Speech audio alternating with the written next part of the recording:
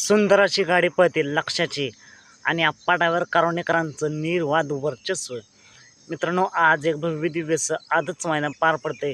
उपमुख्यमंत्री केसरी अंजनगाव तालुका बारामती या ठिकाणी अंजनगावकरांचं एक आदत एक बैल मैदान आणि या मैदानातील गट क्रमांक 4 सुटला.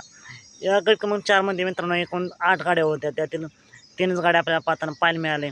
एक गाडी सुट्टीच बाद झाली. त्यानंतर 2 गाड्यांची काटेकी लढत चालू झाली. पण शेवटच्या क्षणाला जवळपास 1 ते 1.5 टांग्याने सुट्टा निकाल घेतला आहे.